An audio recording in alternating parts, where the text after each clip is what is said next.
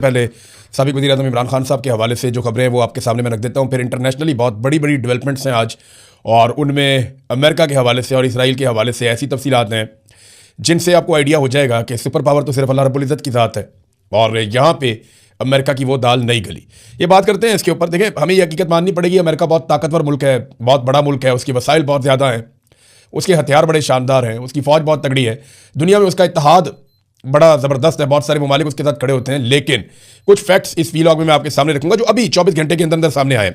सबसे पहले तो आप आ जाए इमरान खान साहब के मामले में। उनका इस्लामाबाद हाई कोर्ट में केस लगा और उसमें एतजाज़ एहसन साहब आए। अब देखें ना, तोशा खाना का केस तो एक अपनी जगह पे है, लेकिन अलकादर ट्रस्ट एक ऐसा केस है जो पाकिस्तान की ISI ने सबसे पहले बनाया था। ये मैं आपको पहले भी बता चुका हूं कि ISI ने इमरान खान के खिलाफ जो सबसे पहला मुकदमा खड़ा किया था कि जनाब इमरान खान को अब फंसाना है, उसको वजारती उज़्मा से हटाना है, इमरान खान को और इमरान खान की फैमिली को फिक्स करना है, तो पहला मुकदमा जो ISI ने बनाया था वो बनाया था अलकादर वाला। और उस वक्त जो जर्नलिस्ट जिनके साथ ये डॉक्यूमेंट शेयर हुए थे मुख्तलिफ सोर्सेज से, उन्होंने जो सवालात उठाए थे मेरे समेत, उनका जवाब ISI के पास नहीं था। तो ये केस हमें पहले दिन से आइडिया था कि रद्दी की टोकरी में जाएगा, और वही इसकी हालत है बेचारे केस की। अब सूरत ये है कि 10वीं मरतबा ये केस लगा है इस्लामाबाद हाई कोर्ट में, और 10वीं मरतबा नैब मैदान छोड़ के भाग गया। देखें, जज भी अपने हैं, केस भी अपना है, सबसे पुराना केस है, लेकिन फिर भी इस केस के सामने खड़े नहीं हो पा रहे। पाकिस्तान के मीडिया के अंदर बहुत सारे टाउटों ने गले फाड़ फाड़ के कहा कि जनाब ये करप्शन होगी, वो करप्शन होगी। मेरे ख्याल में नैब के प्रोसिक्यूटर्स को हटाकर इन टाउटों को लाकर अदालत में खड़ा किया जाए और कहा जाए कि साबित करो इमरान खान के खिलाफ ये केस ठीक है। ये नहीं वकील आ गया कि लग के भाग रहे हैं, महंगे तरीन वकील हैं, प्रोसिक्यूटर्स हैं, वो केस लड़ ही नहीं पा रहे, वो कह रहे हैं हमसे नहीं लड़ा जा रहा। वो हर मरतबा कोई नया बहाना कर देते हैं, उन्हें जुर्माने हो जाते हैं, फिर जुर्माना हो गया।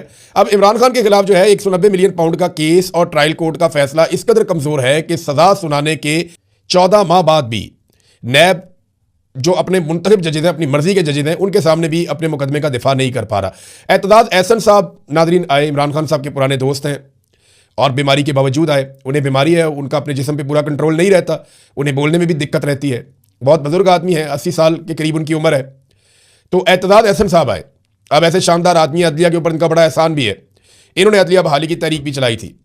तो एतजाज़ एहसन साहब आए इमरान खान साहब के लिए और उन्होंने अदालत के अंदर कोशिश की, लेकिन जजेज उठकर चले गए। जजेज ने बाकायदा कोई तारीख दी नहीं, तारीख के लिए कोशिश कर रहे थे, तारीख मांग रहे थे, एतजाज़ एहसन भी उन्होंने दी नहीं। फिर एतजाज़ एहसन साहब चले गए और जाकर वहाँ बैठ गए सेक्रेटरी के ऑफिस में, और वहाँ उन्होंने दे दिया धरना। उन्होंने कहा जब तक चीफ जस्टिस से नहीं मिलवाएंगे मैं यहाँ से नहीं जाऊँगा। अब चीफ जस्टिस को भी पता है, एजेंसियों को भी पता है कि एतजाज़ एहसन ने कहा है कि मैं नहीं जाऊँगा, तो फिर ये नहीं जाएंगे। फिर एतजाज़ एहसन साहब ने बाहर आके अनाउंस किया कि इमरान खान के केसेस के लिए तारीख मिल गई है, जिसका ऐलान इस्लामाबाद हाई कोर्ट करेगी। इमरान खान मेरा दोस्त है, उसने मुझे बहुत कहा कि मेरी पार्टी में आ जाओ, लेकिन जब मुझे ये सब पता चला तो मुझे बहुत दुख हुआ। तब मैंने उनकी बहनों से खुद रब्ता किया, एतजाज़ एहसन ने कहा, और मैं खुद यहाँ पे आया हूँ। यानी जब वो बात कर रहे थे ना एतजाज़ एहसन साहब, तब भी उनको दवाई खानी पड़ी है, और डॉक्टरों ने उन्हें कहा था कि 6 दिन तक आपने रेस्ट करना है, लेकिन इसके बावजूद वो इमरान खान के लिए अदालत में आए। लेकिन जजेज इंसाफ देने के लिए तैयार नहीं है, पता नहीं कब की तारीख देंगे, क्या करेंगे। लेकिन एक बात तो पक्की है, जो आसिम मुनीर साहब और नवाज शरीफ चाहते हैं, जरदारी भी यही चाहते हैं, फजल रहमान की भी यही ख्वाहिश है, MQM भी यही चाहती है, ANP तो पहले दिन से यही चाहती है कि इमरान खान किसी तरह भी नीचे आ जाए। यानी जिस मुकाम पे वो खड़ा हुआ है कि मैं डील नहीं कर रहा, मैं डट गया हूँ यहाँ पे, मैं आसिम मुनीर के सामने हार नहीं मानूंगा, मुझे डरा हुआ देखना इनकी हसरत रह जाएगी, मैं मर जाऊंगा, मैं झुकूंगा नहीं, मैं अपनी कौम को झुकने नहीं दूंगा। तो ये जो बातें इमरान खान ने की हुई है, वो चाहते हैं इमरान खान इनसे नीचे उतरे। इमरान खान साहब नीचे उतरने के लिए तैयार नहीं है। अब यहाँ पे इमरान खान साहब के वकील सलमान सफदर ने जब दलाइल शुरू किए तो उन्होंने कहा कि मेरे क्लाइंट साबिक वज़ीर-ए-आज़म इमरान खान ने मुझे मेडिकल ग्राउंड पर दलाइल देने से रोक दिया है, तो मैं मेडिकल ग्राउंड को बुनियाद बनाकर दलाइल नहीं दूंगा। आप अंदाजा करें, इमरान खान की फैमिली कह रही है कि मेडिकल बुनियादों पर इमरान खान साहब को बाहर निकाला जाए, ये किया जाए, लेकिन इमरान खान मेडिकल बुनियाद पर बाहर आने के लिए तैयार नहीं है। वो अपना इलाज जेल के अंदर रहते हुए करवा रहे हैं। उनकी आंख के साथ जो भी खेल खेला गया, उनकी फैमिली को भी नहीं मिलवाया जाता, डॉक्टरों को भी नहीं मिलवाया जाता, तो ये तो नहीं हम कह सकते कि क्या किया गया, लेकिन कुछ तो ऐसा किया गया जिससे उनकी एक बिनाई मुतासिर हो गई, एक आंख ज़ाया हो गई। तो इस पे जो है वो इमरान खान साहब अभी तक, इस स्टेटमेंट से आपको अंदाज़ा हो जाना चाहिए कि वो शख्स कितना असाबी तौर पर मजबूत है, और उसने जो कहा वो उसके ऊपर पहरा दे रहा है कि नहीं, मुझे कोई नवाज शरीफ नहीं बनना, जरदारी नहीं बनना। देखिए, जो नून लीगी वुज़रा है वो रोज़ाना की बुनियाद पर TV पर आकर कहते हैं कि एक लिख कर तो दे दें कि हम अस्पताल जाना चाहते हैं, और भी लिख कर तो दे दें कि हम बनी गाला शिफ्ट होना चाहते हैं, एक कागज़ तो दे दें लिख कर। वो लिख कर नहीं देते, इन्हें एक कागज़ चाहिए ऐसे दिखाने के लिए कि ये देखें जनाब बीमारी का बहाना, ये देखें जनाब इमरान खान साहब जो है वो जाना चाहते हैं बनी गाला, ये देखें जनाब इमरान खान जाना चाहते हैं जनाब अस्पताल। क्योंकि इमरान खान एक फिट आदमी है, उसने बाद में एक्सरसाइजेज करनी है, और वो अभी भी डॉक्टर ने बताया कि वो बहुत फिट थे इमरान खान साहब जब आए, अस्पताल में, सिर्फ उनकी आंख का एक इशू है बड़ा सीरियस, लेकिन फिजिकली तो वो बहुत फिट है। तो बाद में उनको दिखाकर ये कहेंगे देखो जी बीमारी का बहाना बनाया इमरान खान ने, तो इमरान खान उन्हें कोई ऐसा कागज देना नहीं चाहते और ना वो देते हुए दिखाई दे रहे हैं। अब आ जाए नाजरीन बैन अल-अक़वामी मामलात की तरफ।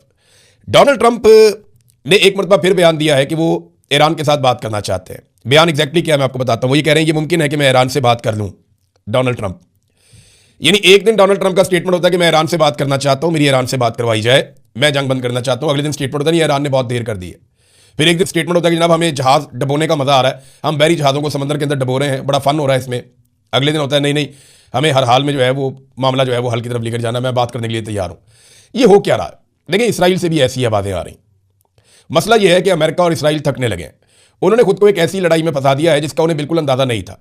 अमरीकी थिंक टैंक्स ये बता रहे हैं कि अमेरिकन अंदाजे और तखमीने गलत साबित हुए कि ईरान कितनी जल्दी ढेर हो जाएगा, बल्कि ईरान ने हैरानकुन हद तक रेजिलियंस शो कर दी है और अब सूरत हाल ईरान के कंट्रोल में है। इन्होंने लड़ाई शुरू तो कर दी, लेकिन अब ये कंबल को छोड़ते हैं और कंबल इन्हें नहीं छोड़ता। ये सूरत हाल पैदा हो चुकी है। दूसरी जानिब जो इराकची हैं वज़ीर ख़ारजा ईरान के, उन्होंने कैटेगोरिकली कहा कि कोई इम्कान नहीं है कि अमेरिका के साथ हम बातचीत करें। उसकी वजह वो ये बताते हैं कि अमेरिका ने हमें धोखा दिया है। हमारे साथ अमेरिका की बातचीत जारी थी, हमसे वादा किया गया कि अमेरिका हमला नहीं करेगा, मगर इसके बावजूद हमला कर दिया गया, तो अमेरिका काबिल भरोसा रहा नहीं। देखिए होनी तो बातचीत है और बातचीत के जरिए मसले का हल निकलेगा एंड में। तो वो बातचीत कौन करेगा? अब ईरान अमेरिका के साथ तो बातचीत करता नहीं, यानी अमेरिका ने अपनी वो वक़्त और हैसियत खो दी है जो उसकी थी। अब अमेरिका बात किससे करेगा? रशिया से, चाइना से, तुर्की से, पाकिस्तान से बात कर सकता है। पाकिस्तान अमरीकी नुमाइंदे के तौर पर ईरान से बातचीत कर सकता है। वो कैसे?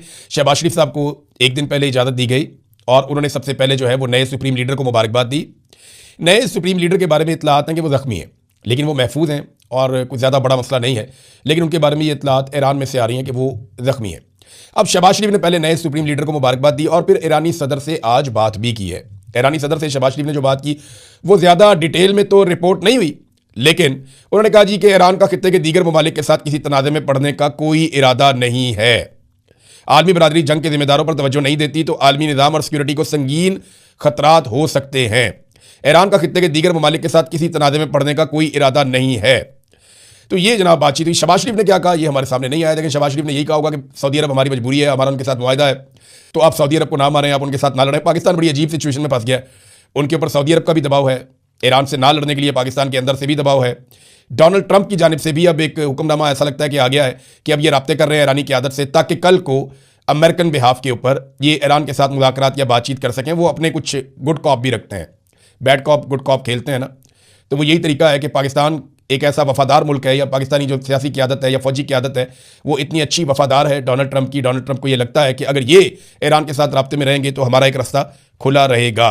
बहरहाल इराकची ने तो मना कर दिया कि मुज़ाकरात का इम्कान नहीं है।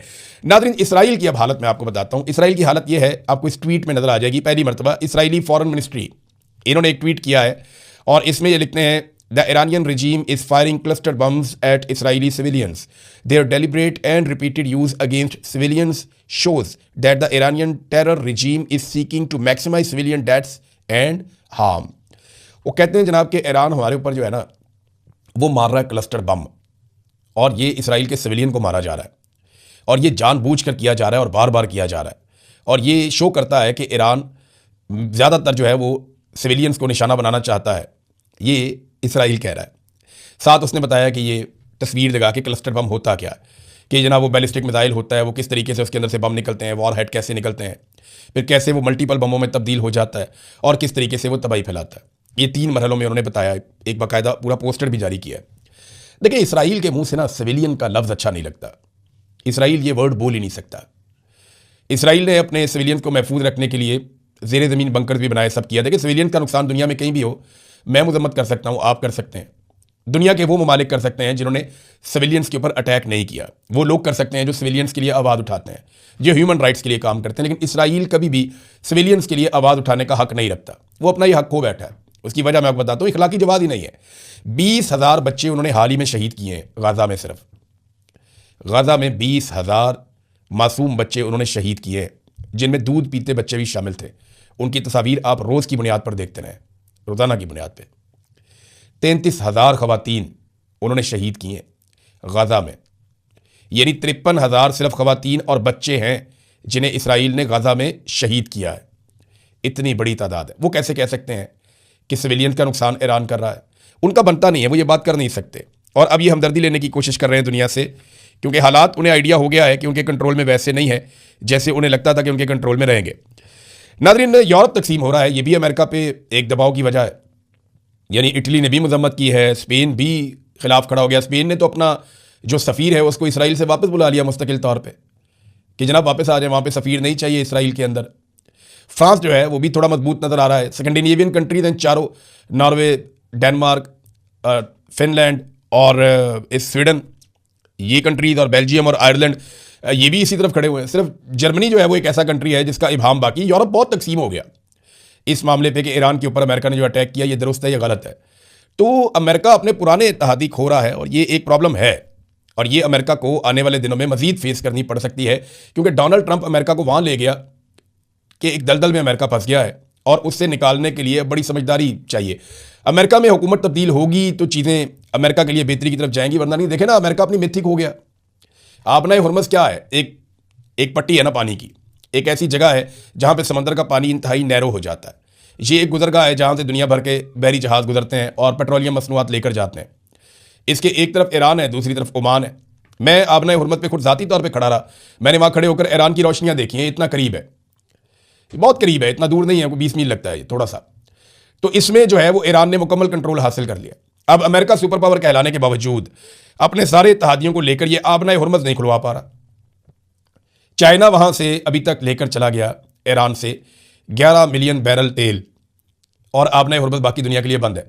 अभी इतला आ रही है कि बांग्लादेश ने दरख्वास्त की है, तो बांग्लादेश के लिए आबनाए हुर्मुज़ को खोल दिया है ईरान ने कि आप यहाँ से अपने जहाज़ ले जा सकते हैं। तो रशिया, चाइना, बांग्लादेश, जिनको वो चाहते हैं उनको वो अलाउ करते हैं, और जिनको वो नहीं चाहते उनको वो अलाउ नहीं करते। ये ईरान का मुकम्मल कंट्रोल और बालादस्ती है आबनाए हुर्मुज़ पे। अब यहाँ पे ईरान एक अकेला मुल्क है, बाकी 7-8 मुल्क ऐसे हैं जो अमेरिका के इत्तेहादी हैं, जिनमें इसराइल है, सऊदी अरब है, यूएई है, कतर है, ओमान है, बहरीन है, ये सारे, उर्दन है, ये सारे ममालिक जो हैं ये अमेरिका के इत्तेहादी हैं। ये सारे मिलकर अमेरिका और इसराइल के साथ भी ये आबनाए हुर्मुज़ नहीं खुलवा पा रहे, और अमेरिकन बहरी जहाज़ इस तरफ आ भी नहीं रहे। तो ये बहुत बहुत बड़ा एक अमेरिका के लिए डैमेज है, एक बहुत बड़ा उनको डेंट पड़ा है कि वो सुपर पावर हैं, वो ये कर सकते हैं, वो कर सकते हैं। अब चीनी जहाज़ यहाँ से गुजरते हैं, उनको छेड़ने की कोई जरूरत भी नहीं कर सकता, और चाइनीज बहुत ताकतवर है। ना अमेरिका उनको छेड़ने की जरूरत करता है, ना कोई अरब मुल्क उनको छेड़ने की जरूरत, कोई छेड़ते नहीं। इसराइल भी पंगे में नहीं आता। तो अमरीकी जहाज़ इस तरफ आ ही नहीं रहे। उन्हें आइडिया कि हम इस तरफ आएंगे, ये हमें बम मारेंगे, हमें ड्रोन मारेंगे, हमें मिसाइल मारेंगे। तो एतमाद खत्म हो रहा है अमेरिका के ऊपर आलमी सतह पे कि अमेरिका की वो बालादस्ती रही नहीं, वो चौधराहट रही नहीं जो किसी दौर में होती थी। अब 10 दिन की इस लड़ाई में अमेरिका का पैसा भी बहुत तेजी से खर्च हुआ है। मैंने आपको बताया था कि शुरू के 48 घंटों में अमेरिका ने $5 अरब से ज़्यादा फूंक दिया था। इतना हथियार अमेरिका ने इस्तेमाल किया था, और अब 10 दिन की लड़ाई में अमेरिका ने $11 अरब ज़ाया कर दिए इस लड़ाई में, बम मार मार के, हथियार इस्तेमाल कर करके। 11 अरब अमरीकी डॉलर, ये बहुत बड़ी अमाउंट है, ये जनाब अमेरिका ने ज़ाया कर दिए। इसके अलावा जो और कुछ ज़ाया हुआ वो खलीजी ममालिक के पैसे अलग ज़ाया हो रहे हैं। इसराइल का अलग माली नुकसान हो रहा है, कारोबार का अलग नुकसान हो रहा है। तेल की तरसील बंद है और वो लगातार नुकसान में जा रहा है। फिर इसराइल के अंदर और खलीजी ममालिक के अंदर जो इंफ्रास्ट्रक्चर की तबाही हुई है, और जो अमेरिका का बहुत बड़ा फौजी इंफ्रास्ट्रक्चर तबाह हुआ, वो नुकसान अलग है। यानी ये इतने अरबों डॉलर हैं कि इतनी छोटी सी लड़ाई में कमर तोड़ के रख दी है ईरान ने इन सब की, अपने मुखालिफिन की खास तौर पे। इसमें अमेरिका की मिथ टूट गई है। इसराइल के अंदर जो नुकसान हुआ, ईरान ने यह भी कहा अगर आप हमारा इंफ्रास्ट्रक्चर तबाह करेंगे तो हम भी करेंगे। यानी ईरानी बैंक के ऊपर जब हमला किया गया अमेरिका की जानिब से, तो उसके बाद ईरान ने स्टेटमेंट जारी कर दिया है कि अमरीकी बैंकों से और दफातर से शहरी अपने आप को अब दूर रखें, क्योंकि अब हम अमरीकी बैंकों और उनके दफातर को निशाना बनाएंगे, क्योंकि उन्होंने हमारे बैंक के ऊपर अटैक किया है। और तमाम शहरियों से गुजारिश है कि वो इन बैंकों से 1 किलोमीटर दूर रहें। ये ईरान कह रहा है। इसका मतलब यह है कि ईरान हर वो चीज़ जो अमेरिका से ताल्लुक़ रखती है इस रीजन में, वो बदले के तौर पर तबाह कर रहा है। अब ईरान के पास तो उतना वसाइल नहीं है, ना वो इतना तरक्की याफ्ता है कि आप उसका बहुत ज़्यादा नुकसान करें, लेकिन जो नुकसान ईरान बदले में कर रहा है वो बड़ा खौफनाक है। ईरान के साथ जंग में सैटेलाइट तस्वीरों के मुताबिक कम से कम 17 अमरीकी मुकामात को नुकसान पहुंचाया गया। ये न्यूयॉर्क टाइम्स के अंदर बाकायदा तस्वीर के साथ, सैटेलाइट तस्वीर के साथ, सबूतों के साथ ये खबर छापी गई है। और एक तज्जिए के मुताबिक जो तस्दीक शुदा सैटेलाइट तस्वीर हैं उसके ऊपर मबनी तज्जिया है, वो ये बताता है कि ईरान के साथ जंग शुरू होने के बाद मशरिक़ वस्ता में अमरीका के कम से कम 17 अड्डे, यानी फौजी अड्डे और सफारती और फ़िज़ाई दिफाई मकामात को नुकसान पहुंचाया गया है ईरान की जानिब से। अब ये वो चीज़ें हैं जो अमेरिका एक्सपेक्ट नहीं कर रहा था, लेकिन अब हो रही हैं। क्या करें? नाज़रीन, एक चीज और, अमेरिका का फौजी नुकसान कितना हुआ है इसके ऊपर ना इबाम है। ईरान कहता है जी बहुत बड़ी तादाद में फौजी नुकसान हो गया, वो सैकड़ों की तादाद बताता है, लेकिन अमेरिका पहले बहुत कम तादाद बता रहा था। अमेरिका कह रहा था जी 7 फौजी हलाक हुए हैं, 8 फौजी जख्मी हुए हैं। लेकिन अब एक लेटेस्ट इंफॉर्मेशन आई है, एक फहरिस्त जारी हुई है जिसमें बताया गया कि अमेरिका के 150 फौजी जो हैं वो जख्मी हुए। अब अगर जख्मियों की तादाद इतनी ज़्यादा बताई जा रही है, जिसमें कहा जा रहा है कुछ की हालत क्रिटिकल है, यानी वो खतरे में है, तो अगर ये इतनी बड़ी तादाद बताई जा रही है तो फिर जो फौजी अमेरिका के मारे गए हैं उनकी तादाद भी दुरुस्त नहीं बताई जा रही। पहले छुपाई जा रही थी, अब आहिस्ता आहिस्ता चीज़ें सामने आ रही हैं। नाज़रीन, इसराइल के साबिक वज़ीर आज़म ने अगली लड़ाई का इंदिया भी दे दिया कि अगली लड़ाई हमने किसके साथ लड़नी है। उन्होंने कहा अगर उर्दगान इसी रास्ते पर चलते रहे तो ईरान से निपटने के बाद हमें तुर्की से भी लड़ना पड़ सकता है। और वजह क्या बता रहे हैं वो, कि शिया सुन्नी इत्तेहाद कायम किया जा रहा है, कि शिया और सुन्नी के बीच में जो एक डिवाइड थी, जो एक तकसीम थी, तुर्की उसे खत्म करने की कोशिश कर रहा है। अभी तुर्की के सदर ने बयान भी दिया था कि भाइयों को आपस में नहीं लड़ना चाहिए और हमें फसाद में नहीं पड़ना चाहिए। ये बात तुर्की के सदर उर्दगान ने भी की और कतर के साबिक अमीर ने भी की, वज़ीर आज़म साबिक जो है उन्होंने भी ये बात की। उन्होंने कहा जनाब कि ये हमें लड़ाएंगे और बाद में हमें असला बेचेंगे, अपना महंगा असला बेचेंगे, लिहाजा हमें आपस में नहीं लड़ना। वो ये कहते हैं कि अगर उर्दगान शिया और सुन्नी के इत्तेहाद समेत कोई भी इस्लामी इत्तेहाद बनाने की कोशिश करेगा तो हम उसे दहशतगर्दी और इसराइल के लिए बराह रास्त खतरा समझेंगे। हम खामोश नहीं बैठेंगे, हम अपने इत्तेहादियों के साथ दुनिया के सबसे बड़े एटमी खतरे को खत्म करने के लिए खड़े हैं, लेकिन नई दहशतगर्दी या नए महाज या शिया सुन्नी इत्तेहाद की शक्ल में कोई भी नया खतरा खुद पर नहीं आने देंगे। अगर जरूरत पड़ी तो इसराइल फैसला कुन कार्रवाई करेगा। अब सिर्फ मेरी एक बात आप लोग सारे गौर से सुन लें, इस स्टेटमेंट के बाद सारे गौर से सुन लें। जिन लोगों के दिमागों में बचपन से डाला गया ना, शिया ये तो सुन्नी ये तो वहाबी ये तो देवबंदी ये, देखें सबसे बड़ा बेनिफिशियरी कौन है, वो बता रहे हैं कि इसराइल है। वो खुद बता रहा है कि शिया सुन्नी इत्तेहाद नहीं होना चाहिए, इनमें लड़ाई लगी रहनी चाहिए, इनमें नफरत का बीज जो बोया गया है उसको पनपना चाहिए। वो शिया और सुन्नी फसाद का फायदा उठाते हैं और अब ये बात हर शिया को और हर सुन्नी को समझनी चाहिए कि लड़ने का क्या फायदा है। आपस में इत्तेहाद भाईचारा होना चाहिए और प्यार मोहब्बत से रहना चाहिए। लड़ाई झगड़ा जो है वो किसी के भी हक में नहीं है, दुनिया में कहीं लड़ाई नहीं होनी चाहिए। लेकिन ये शिया सुन्नी फसाद, इसके पीछे इसराइल जो है वो इसको किस एंगल से देखता है, ये मैंने आपके सामने रख दिया। अब तक के लिए इतने, अपना ख्याल रखिएगा, अपने चैनल का भी। अल्लाह हाफ़िज़।